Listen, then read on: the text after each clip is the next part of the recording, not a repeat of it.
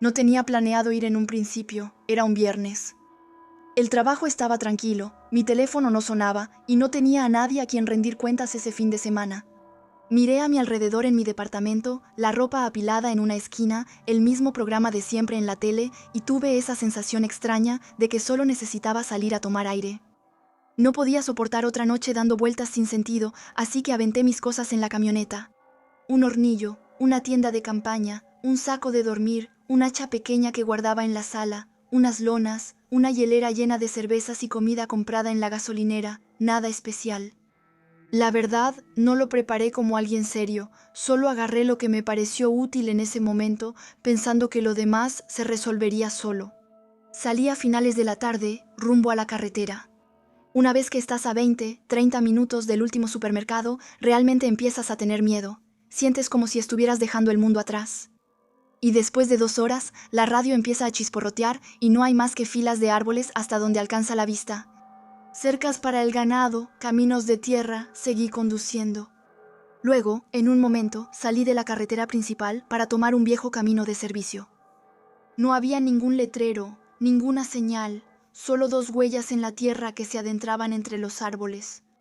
Ya había tomado este tipo de caminos antes, así que pensé que simplemente iba a encontrar un lugar tranquilo para quedarme. No buscaba adentrarme kilómetros, solo estar en algún lugar donde nadie viniera a molestarme, excepto que no estaba sola. Una vez bien adentrada, empecé a ver pequeños campamentos improvisados al lado del camino, tiendas desgastadas, mesas plegables, lonas extendidas entre los árboles, círculos de piedras ennegrecidas por el fuego. Gente que vino a pasar el fin de semana, niños en bicicleta, perros paseando sin correa. Un tipo sentado en una silla con una cerveza, como si estuviera en su casa, y uno de ellos me hizo señas para que me detuviera. Era un hombre mayor, quizá entre 60 y 70 años, el rostro marcado por el sol, la piel dañada, el cabello gris y largo. Casi se puso frente a mi vehículo y levantó la mano. Disminuí la velocidad y bajé la ventana. «Buenas noches», me dijo sonriendo. «Llegas en el momento justo para irte de nuevo». Respondí con cierta vacilación. Se inclinó ligeramente hacia mí y fue francamente extraño. «Todos se van», dijo él. «Si quieres estar tranquila, puedo mostrarte un lugar donde nadie vendrá a molestarte». No sé por qué lo escuché, tal vez por su forma de hablar. Me dijo que siguiera por ese camino, que iba a encontrar un portón para el ganado, a la izquierda, no cerrada con llave, solo amarrada, que pasara al otro lado. Luego que el camino se volvería estrecho, pero que no debía detenerme. Que llegaría a un estanque, el lado era estable, el lado oeste pantanoso, y que debía instalarme del lado este. «Nadie te verá», añadió haciéndome un guiño. Perfecto para estar sola. Le di las gracias y me fui. La puerta estaba exactamente donde él la había descrito. Oxidado, sostenido por una cadena, pero no estaba cerrado con llave. Lo abrí, pasé y luego lo cerré detrás de mí. El camino se volvió más estrecho, las ramas rozaban la carrocería. Mientras más avanzaba, más pesado se volvía el silencio. Sin viento, sin pájaros, nada. Luego vi un pequeño estanque que reflejaba los árboles. Troncos muertos se inclinaban sobre el agua y al lado había un pequeño claro plano, perfecto para una tienda de campaña. Alguien ya había acampado ahí. Piedras en círculo, troncos movidos, un lugar escondido, invisible desde la carretera. Estacioné el vehículo, saqué mis cosas e instalé mi campamento. Había un espacio de unos 6 metros entre la camioneta y la tienda de campaña por una hondonada en el terreno. Era perfecto. Ese tipo de silencio que te dan ganas de beber sola. No me tardé. Encendí una fogata antes de que oscureciera, abrí una cerveza y preparé salchichas, chili y papas para comer. Colgué mi bocina en una rama y puse un podcast que había descargado antes. Las voces eran extrañamente reconfortantes en ese lugar. Me dije que tomaría 1 o 2 cervezas más antes de irme a dormir. Pero el tiempo pasa diferente cuando estás sola. Una vez que cayó la noche, el fuego crepitaba intensamente, proyectando luz entre los árboles. Podía ver mi aliento. En el aire fresco, escuchaba la madera crujir y a veces algo más. Un ruido en los arbustos, un crujido detrás de la tienda, una pequeña salpicadura en el estanque. Nada lo suficientemente cerca como para ser visto, pero sí lo bastante cerca como para notarse. Son animales, me dije a mí misma. Como siempre, subí el volumen, me reí un poco y seguí bebiendo. Como a las 11 de la noche, entré a la tienda y me dormí casi de inmediato. Ni siquiera apagué la fogata, tampoco detuve el podcast. Pero me desperté porque sentí una presión sobre mi saco de dormir. Me tomó un momento darme cuenta de que no era yo. Algo caliente se apoyaba contra mí, pesado, que respiraba lentamente. Mi primer pensamiento fue que era un animal, luego un humano. Me quedé paralizada. Todavía estaba medio borracha, pero sabía que algo no estaba bien. El aire olía mal, a humedad, a moho, a podredumbre. Trataba de escuchar sin moverme, pero mi corazón latía tan fuerte que casi lo tapaba todo. Esa cosa estaba pegada a mí, muslo contra muslo. Sentía cada respiración. No lo pensé. Me giré bruscamente, abrí el cierre de la tienda y salí corriendo descalza sobre la tierra. El fuego ya solo eran brasas. La luz de mi linterna barría los árboles y la lona de la tienda. Nadie, ningún ruido, solo mi respiración. Me dije que debía haberlo soñado, después de todo estaba ebria. Pero fue aterrador. Luego escuché un paso en la oscuridad. Luego, nada más. Iluminé a mi alrededor. Nada. Entonces volví a acostarme, diciéndome que probablemente un animal había entrado en la tienda. Por la mañana, todo parecía normal. Los pájaros, la luz, el estanque tranquilo. Incluso me reí pensando que solo había sido una pesadilla. Luego noté que mi bocina ya no estaba en su lugar. Estaba sobre la mesa. La madera había sido movida, acomodada de una manera extraña. De hecho, varias cosas habían cambiado de lugar, y ahí, en la orilla del bosque, lo vi. Él estaba ahí, inmóvil, mirándome. Al principio pensé que era el anciano del camino, pero este era diferente, mucho peor. Su barba era larga y sucia, su cabello enmarañado, su ropa parecía hecha de bolsas de plástico y trapos viejos. Su mirada estaba vacía, completamente vacía. «Oye», le dije, ninguna reacción. «Señor, ¿está bien?» Aún nada. Él dio un paso hacia adelante, luego otro. Lentamente, a trompicones, retrocedí. Él seguía avanzando. Tenía la impresión de estar viendo algo inhumano. Agarré mi hacha y luego mi arma del vehículo. Disparé al suelo. El ruido resonó en todo el bosque. Ahí él se detuvo. Escupió en el suelo. Luego se dio la vuelta y se quedó inmóvil, completamente paralizado. Entonces noté huellas por todo el campamento. Pies descalzos, huellas profundas en la tierra. Había estado dando vueltas a mi alrededor, quizá toda la noche. Esta vez no esperé, eché todo en la camioneta. La tienda, la hielera, la bolsa. Dentro de la tienda todo estaba movido, sucio, marcado. Había huellas humanas en el saco de dormir, casi vomito. Fue ahí cuando entendí. Lo que sentí durante la noche era él. Se metió en la tienda y se acostó pegado a mí mientras dormía. Cerré de golpe la cajuela, encendí el motor, él no se movió. Justo ahí, al irme, lo vi por el retrovisor, agachado, buscando en el suelo como si lo que yo había dejado fuera importante para él. Cuando llegué a la carretera principal, cerré la reja detrás de mí sin siquiera mirar atrás. Más tarde, un guardabosques me dijo que ese lugar era conocido. Antiguas zonas abandonadas, terrenos peligrosos, contaminación. Nadie debería estar ahí. Me dijo que algunas personas todavía vivían allá, a su manera, y que tuve suerte de haberme encontrado con una de ellas. Eso pasó en marzo de este año. Mis amigos y yo decidimos ir a un antiguo campamento abandonado ubicado en una zona rural del este de Oklahoma. Ya había ido ahí el año anterior. Se suponía que ese lugar estaba embrujado. No es una historia paranormal, solo aclaro por qué teníamos ganas de ir ahí. Éramos 5 en total. Tyler, Jordan, Abigail, Angela y yo. Decidimos hacer la experiencia más intensa llevando alcohol y marihuana. Teníamos 2 botellas de alcohol y 9 porros ya preparados. Llegamos como a las 11:30, así que ya era de noche. Llevábamos linternas y guantes, estábamos listas para explorar. Pero después de unos 15 minutos, Angela y Abigail empezaron a querer irse diciendo que estaba aburrido. Pero nosotras habíamos planeado demasiado esta salida como para regresar, así que tuvimos que convencerlas de seguir, y para eso abrimos una de las botellas. Personalmente, no me gusta mucho el alcohol, pero esa noche decidí tomar de todos modos. También encendí un porro. El problema conmigo es que cuando estoy borracha y drogada al mismo tiempo, me pongo muy paranoica. Y obviamente no ayudó que estuviéramos a unos 3 kilómetros en medio del bosque. Claramente no estaba tomando las mejores decisiones esa noche. Después de un rato, la paranoia empezó a aumentar. Empecé a escuchar pasos detrás de nosotras, entre las hojas. Estaba lo suficientemente convencida como para gritar, «¡Hey! ¡Hay alguien!».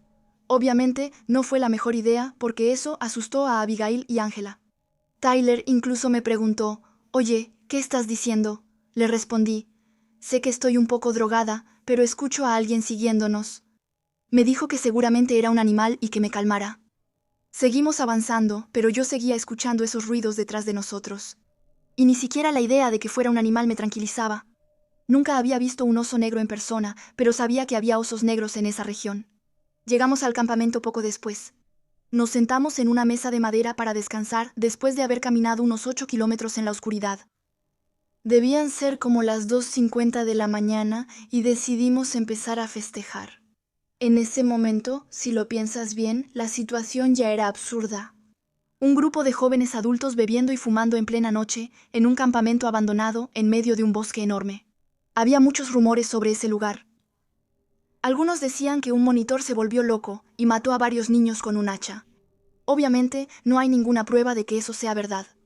Yo pienso que el campamento simplemente cerró por razones financieras y que solo quedaban cabañas abandonadas y edificios en ruinas. Hacíamos bastante ruido y cuando bebo me dan ganas de orinar enseguida. Le dije al grupo que iba a orinar y me fui a buscar un árbol. Caminé un poco más lejos para estar fuera de la vista, para evitar una broma mientras hacía lo mío. Mientras estaba orinando, escuché una rama romperse a unos 5 metros detrás de mí. No eran mis amigos, el ruido venía del otro lado. Saqué mi teléfono, encendí la linterna y casi me hago encima de verdad. A unos 5 metros, vi 4 siluetas encapuchadas entre los árboles. Me subí los pantalones rápidamente y empecé a correr hacia el grupo. «Chicos, tenemos que irnos ahora. No estamos solos aquí». Pensaron que estaba bromeando hasta que me vieron correr. Ahí, todos empezaron a correr. Escuchaba pasos detrás de nosotros, pero también a nuestro alrededor. En ese momento, estaba convencida de que iba a morir. Estábamos demasiado lejos de todo, nadie nos habría escuchado. Nadie pensaba con claridad por lo que habíamos consumido. Ángela se cayó y al parecer yo fui la única que lo notó. Me di la vuelta para ayudarla. Una vez de pie, ya no teníamos idea de dónde estaban los demás. La luz de la luna era tenue y no me atrevía a encender la linterna para no revelar nuestra posición. Ángela estaba en pánico total, llorando. Intentaba calmarla mientras seguía avanzando, aunque yo misma estaba al borde de una crisis. Seguimos hasta que vimos lo que parecía un viejo cobertizo. Decidí usarla como refugio mientras llamaba a los demás. Una vez dentro, los pasos se detuvieron, así que pensé que los habíamos despistado. En realidad, no era solo un cobertizo, sino una vieja cabaña con 3 habitaciones y un pasillo. Desde la entrada, un olor inmundo nos golpeó. Estuve a punto de vomitar todo el alcohol que había bebido. Ángela, por su parte, no aguantó y vomitó de inmediato. Intenté llamar a Tyler y Jordan, pero iba directo al buzón de voz. No tenía el número de Abigail y el teléfono de Ángela estaba muerto. El olor se volvía insoportable y tenía una idea de lo que era. Me acerqué a la cabaña. Las 2 primeras habitaciones estaban vacías, pero la tercera, de ahí venía el olor. Mi corazón latía con fuerza. Abrí la puerta, alumbré con la lámpara y vi la cosa más horrible de mi vida. Sé que muchos no me van a creer, pero estoy diciendo lo que vi. Al principio, vi una cara en el suelo que me miraba fijamente. Luego, entendí que era una cabeza sola, sin estar unida a un cuerpo.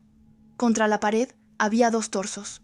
Y había otra cosa también, pero ni siquiera puedo hablar de eso. Me gustaría creer que lo imaginé, pero no.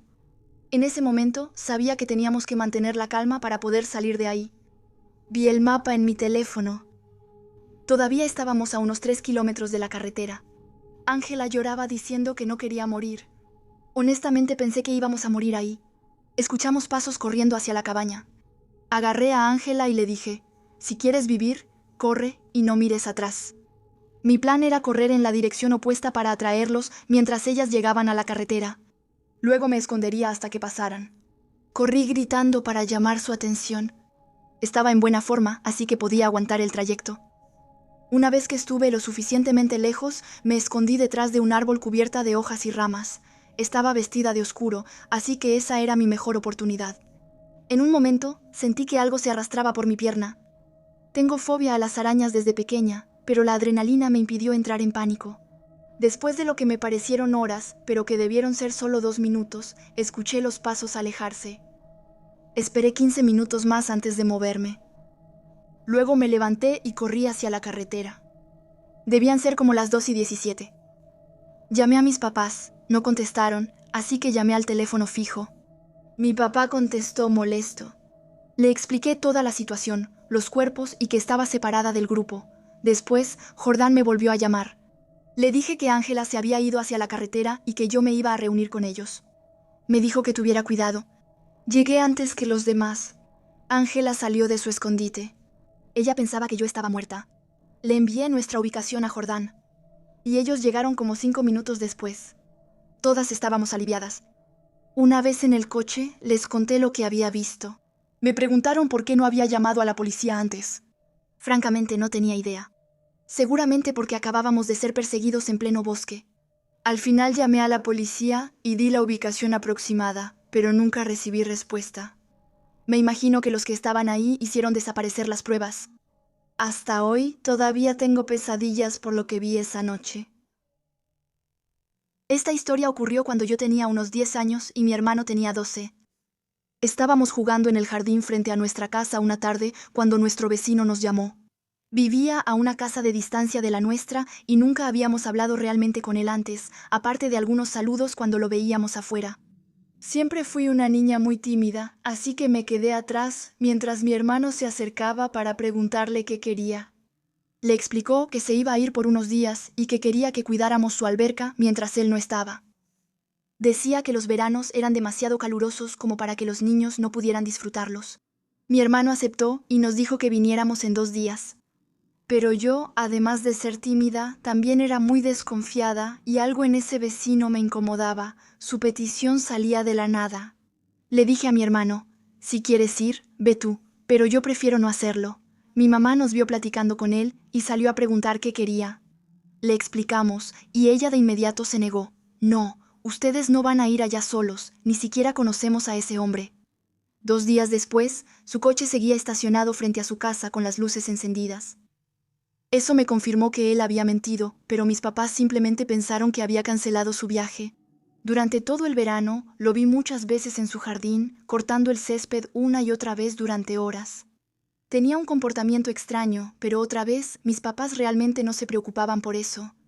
Unos meses después, al inicio del ciclo escolar, lo veía seguido sentado en su porche cuando pasaba el autobús escolar. Nos miraba bajar con una expresión vacía, sin moverse, lo cual me hacía sentir muy incómoda. Luego, mis papás decidieron instalar una alberca en la casa.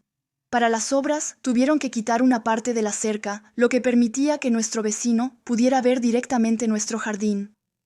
A veces lo veía observando desde sus ventanas. Una vez que la alberca estuvo terminada, salí para nadar. Pero en cuanto lo vi, mirándome fijamente, preferí quedarme con mi ropa en vez de ponerme el traje de baño. Con el tiempo noté algo inquietante. Nunca miraba a mi hermano ni a sus amigos, solo a mí. Al final, la cerca fue reconstruida y me sentí aliviada. Un día, mientras nadaba tranquilamente, mi papá vino a verme y me pidió que me sentara con él. Me dijo que lamentaba no haberme escuchado antes y que hice bien en seguir mi instinto. Me explicó que nuestro vecino en realidad era alguien peligroso. No entró en detalles, pero en el autobús algunos niños contaban lo que había pasado. Una chica del barrio había sido invitada a su casa y las cosas habían tomado un giro preocupante. Su hermana mayor, preocupada, fue a buscarla y se dio cuenta de que algo no estaba bien. Ella avisó a sus padres y la policía intervino. El hombre fue arrestado y los investigadores descubrieron que tenía en su casa muchas imágenes de niños del vecindario. En ese momento, me di cuenta de que eso también podría haberme pasado a mí. Lo que todavía me inquieta hoy es que, a pesar de todo eso, su esposa se quedó con él, aunque ellos mismos tenían hijos pequeños. Fue condenado, pero hoy ya está de regreso en su casa. Al final terminamos mudándonos, pero solo de pensar en ese hombre todavía me da escalofríos. Esta historia ocurrió durante el verano de 2011. Mi amiga Camille y yo rentábamos una casa con 4 habitaciones en ese entonces.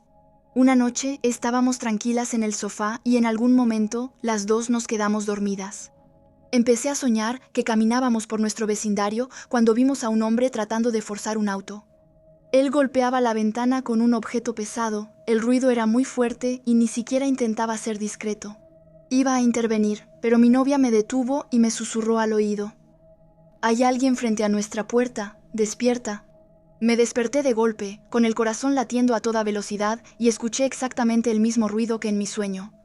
Me acerqué a la ventana que daba a la entrada y vi una silueta con lo que parecía un martillo en la mano. Entré en pánico y desperté a Camille. En cuanto vio lo que estaba pasando, gritó. El individuo entonces dirigió su atención hacia la ventana y logró romperla. Afortunadamente tenía con qué defenderme.